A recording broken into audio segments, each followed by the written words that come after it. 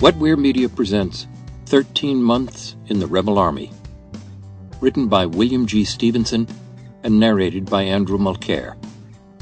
This recording is copyright 2011 by Wetware Media.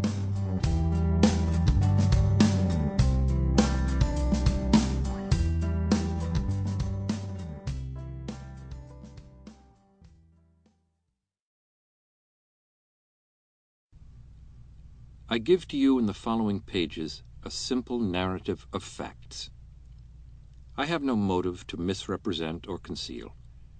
I have an honest desire to describe faithfully and truly what I saw and heard during 13 months of enforced service in the rebel army.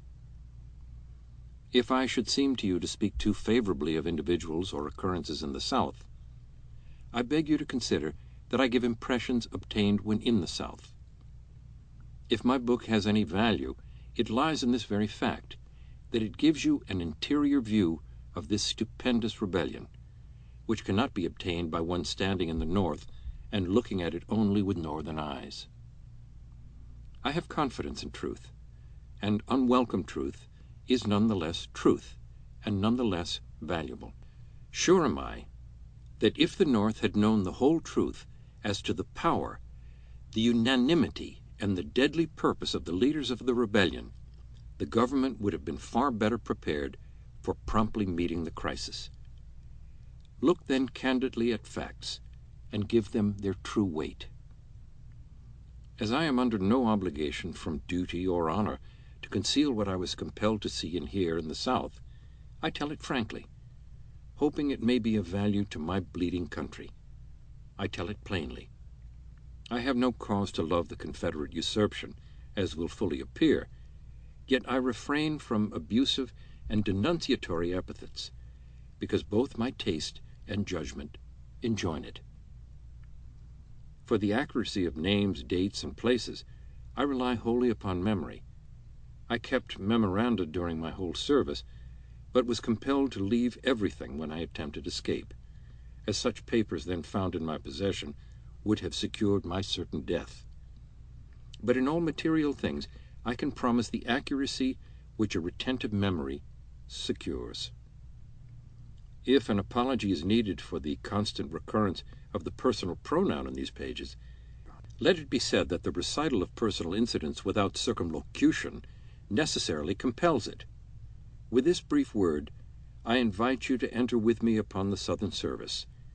You can stop when you please, or go with me to the end, and give a huzzah as you see me escape and reach the loyal lines. William G. Stevenson, New York City, September 15th, 1862. Chapter 1. How I Volunteered.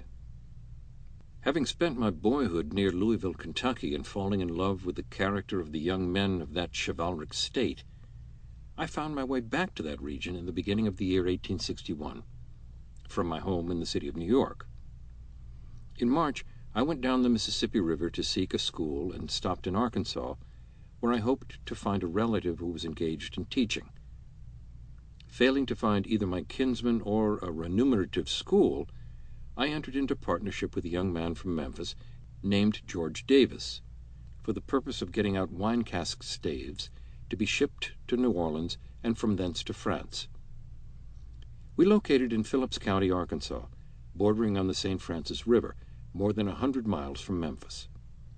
The venture proved profitable, and with 5 hired hands, Frenchmen, we were making money fast enough to satisfy a moderate ambition, and I had time to look about me and study the various phases of Arkansas society. Frequent log rollings, meetings of the neighbors to clear away the dead timber which falls during the winter, brought me into contact with the citizens for miles around. All sought acquaintance with the stranger youth, and were generally courteous and friendly. In trials of strength and skill, I occasionally gained an advantage which made me friends among the older, but evidently waked up envy in the breasts of some of the rough young men. My refusal to drink with the crowd also widened the breach, which I noticed was forming without any cause. Sample complete. Ready to continue?